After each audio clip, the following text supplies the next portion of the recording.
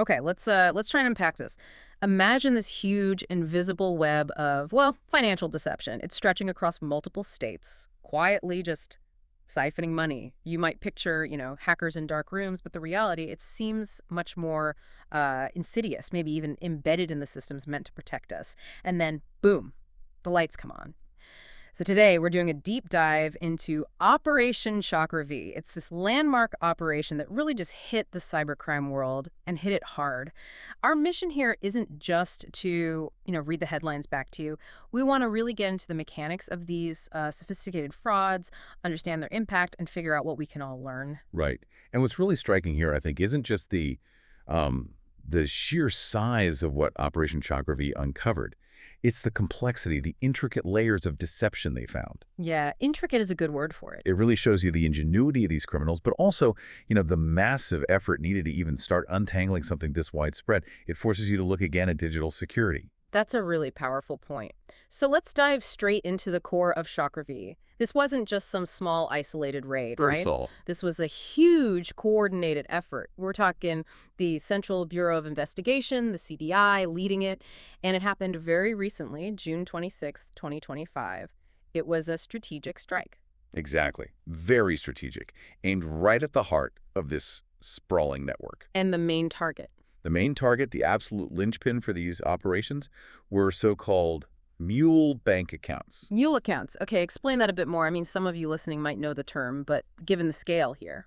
Right. Think of them like temporary way stations for stolen money, financial conduits. Criminals use them to receive illicit funds and then, crucially, move that money out quickly, often in smaller chunks to make it harder to trace. Okay, so it launders the money, essentially. Precisely. Yeah. It breaks the trail back to the actual thieves. And how they're set up is, frankly, alarming. Sometimes it's stolen identities, sometimes it's people who are tricked into opening them or maybe offered a small payment. They might not even know what they're really doing. Or sometimes. Okay. Or sometimes they do know. Sometimes they do. The point is, these accounts are absolutely vital infrastructure for these cyber criminals. Without them, their whole system collapses. And the operation's reach. Yeah. The geographical spread was just wow. Yeah. It wasn't just one city. They hit 42 locations simultaneously. Imagine coordinating that.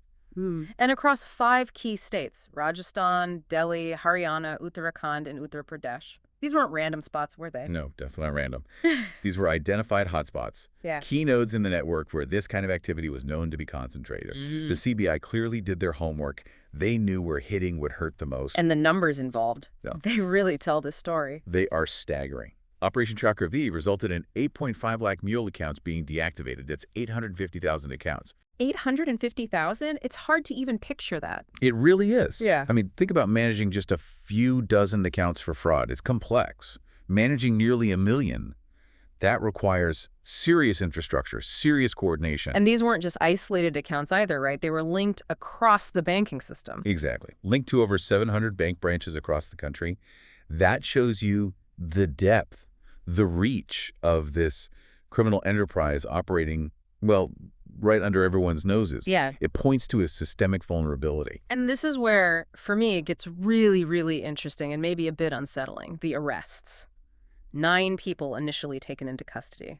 But look who they were. Not just, low-level scammers. We're talking bank officials, agents, aggregators, bank correspondents, middlemen, even e-matra operators. Right. Bank officials, agents, people inside the system.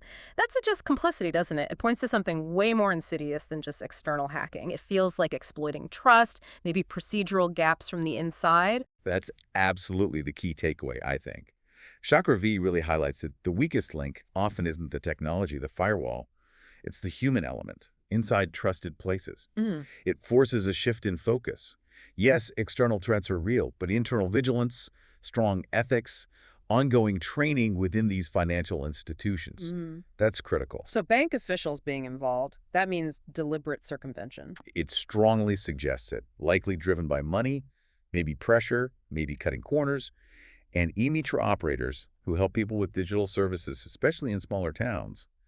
They could be exploited to create fake documents or open accounts, without proper checks. Right, especially if there's pressure to eat targets, maybe, or oversight isn't tight enough. Exactly. That combination can create an environment where this kind of complicity can unfortunately take root.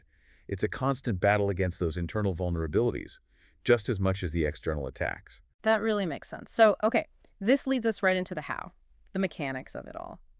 You listening might be wondering, how on earth do you open 850,000 dodgy accounts with all the rules banks have? What was being bypassed? Well, it certainly wasn't just luck or a simple mistake. This was about deliberately, systematically sidestepping the Know Your Customer rules, the KYC norms. KYC, that's the bedrock, right? Proving who you are. It is. It's how banks verify your identity, understand what you'll use the account for, assess risk. Basically, stop things like money laundering and fraud. Circumventing KYC on this scale had to be engineered. Engineered how? Forged documents, stolen identities. All of the above. Forged papers, using stolen identity details, and as we just touched upon, the complicity of insiders, people looking the other way or actively helping push these accounts through without the proper checks. The audacity is, well, it's something else. It really is. It's like building a fortress bank vault and then finding out someone inside was just handing out copies of the key. That's a good analogy. So these 850,000 accounts, once they were set up, they weren't just dormant, obviously. What kind of scams were they actually enabling? Where was the money coming from?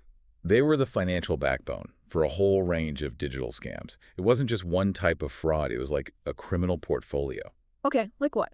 Well, lots of impersonation fraud, where scammers pretend to be someone legitimate at your bank, maybe a government agency, even a friend or relative, to trick you into sending money or giving up information. Like those fake bank texts saying your account's frozen. Exactly like that. Yeah. Click this link, enter your details. Classic stuff. Then you had fake advertisements.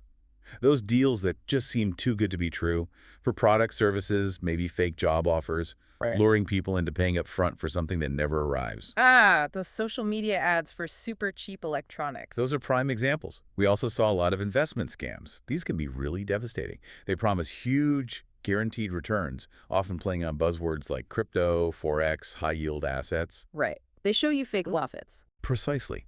Build these elaborate fake platforms, make it look like you're making money, pressure you to invest more, and then they vanish with everything. It's a cruel game. And UPI was involved too, India's digital payment system. Yes, significantly. UPI-based financial crimes, exploiting how easy and popular UPI is. Sending fake payment requests, tricking people into approving transfers, using social engineering to just convince victims to send money directly. The common denominator in all of these, the mule accounts were where the stolen money landed first. And the evidence they seized in those 42 raids, it must paint a pretty clear picture. Oh, absolutely. It shows just how organized they were. They found mobile phones full of communication logs, operational details, huge stacks of bank account opening forms, both real ones and the fakes used for fraud. Transaction records too, I bet. Detailed transaction records, yeah, mapping the money flow. And the KYC documents themselves, or rather, the fake identities used.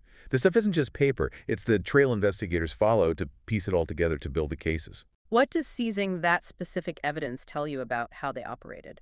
It shows a disturbing level of planning, but also they knew they needed a paper trail, even a fake one, to seem legitimate at first glance. The phones mapped the network. The forms and KYC docs showed the systematic creation of fake identities. The transaction records, that's the proof of the crime, the flow of dirty money. It helps police move up the chain, ideally to the organizers. And the legal side reflects the seriousness. An FIR, a first information report, was filed with some heavy charges. Very heavy. Criminal conspiracy, cheating, forgery, using forged documents. But crucially, also charges for criminal misconduct by public servants under the Prevention of Corruption Act. Ah, so directly addressing the potential insider issue. Exactly. It's not just about catching the fraudsters on the street.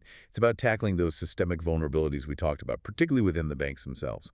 It sends a clear signal. Complicity, whether it's negligence or active help, won't be tolerated. It really flags the need for stronger internal checks, doesn't it? It really does. So stepping back, looking at the big picture, Operation Chakra-V feels like a really significant win, right? A major blow to this whole cyber fraud world. Undoubtedly, it's a major disruption. Taking out 850,000 accounts that significantly hinders their ability to move money. And the arrests send a strong message. But there's always a but, isn't there? Well, yes. While it's a huge success, and kudos to the CBI, It also starkly reveals the sheer scale of the problem we're facing. Over 700 bank branches implicated. That suggests this isn't just a few bad apples.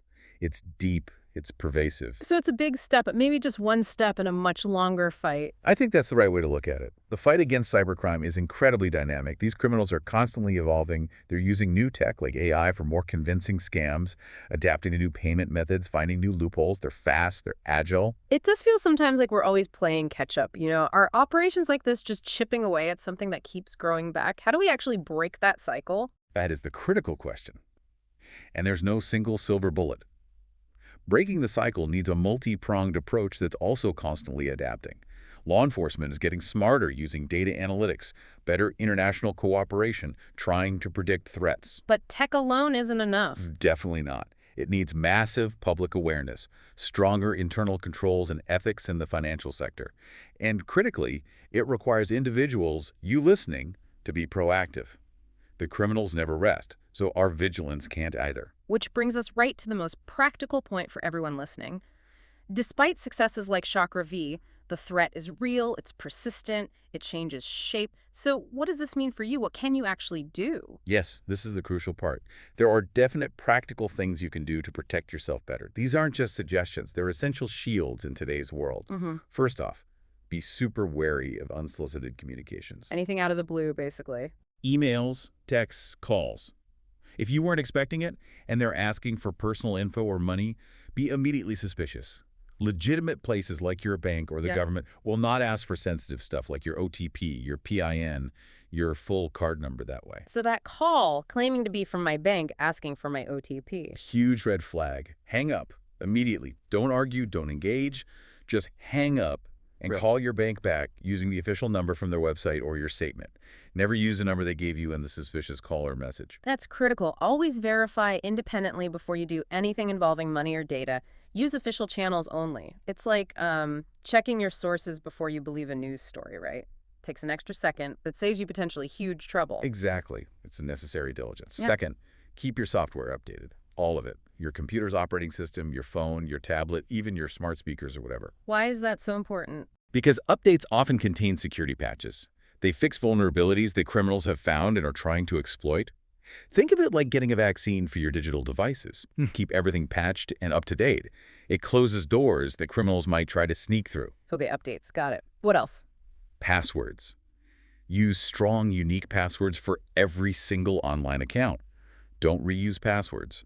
Avoid obvious things like birthdays or password 123. Easier said than done sometimes, remembering them all. That's where a password manager comes in. A good, reputable one can generate super complex, unique passwords for everything and store them securely. You only need to remember one master password. And crucially, enable multi-factor authentication, or MFA, wherever you can. That extra code from your phone, usually. Yes. That second layer makes it so much harder for anyone to get into your accounts, even if they somehow steal your password. It's a really effective defense. Good advice. And it's not just about stopping them getting in, right? It's also about checking if they did get in. Absolutely.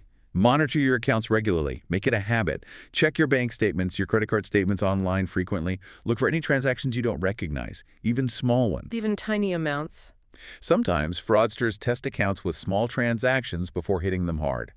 Report anything suspicious to your bank immediately. Be your own financial watchdog. Catching things early can limit the damage significantly. It's like being a detective for your own money, making sure no one's taking liberties. Precisely. And finally, maybe the broadest point. Educate yourself. Stay informed. Scams change all the time. Criminals get creative. Keep up with the latest tactics. How do you do that? Follow reliable cybersecurity news. Pay attention to warnings from your bank. Talk about it with friends and family. Awareness is contagious. The more you understand how these scams work, the better you'll be at spotting them before you fall victim. Knowledge really is power here. Wow. Okay, this has been quite the deep dive. We've really peeled back the layers on Operation Chakra-V, haven't we? Seeing the incredible scale, the sophistication, the uncomfortable reality of insider threats. But more importantly, hopefully, we've given you, our listener, some solid, practical tools to protect yourself in this digital world. It does make you think about how trust itself is weaponized by these criminals. It does. And it underscores that fighting cyber fraud isn't just a job for law enforcement or banks. It's a continuous effort that involves everyone. Individuals are a critical line of defense. So the criminals evolve, but our vigilance has to evolve too. Exactly. Our strategies, our awareness, our security habits, they all need to keep pace. Every security step you take, every suspicious message you question, it makes a difference. The digital world offers amazing things, but it demands we stay alert. Absolutely. And a final reminder, if you ever think you or someone you know has been targeted or become a victim of cyber fraud, please report it. Report it to the police, report it to the relevant platforms or banks. Your report helps build the bigger picture and protects others. Keep digging, keep learning, stay curious, and above all, stay safe out there in the digital world.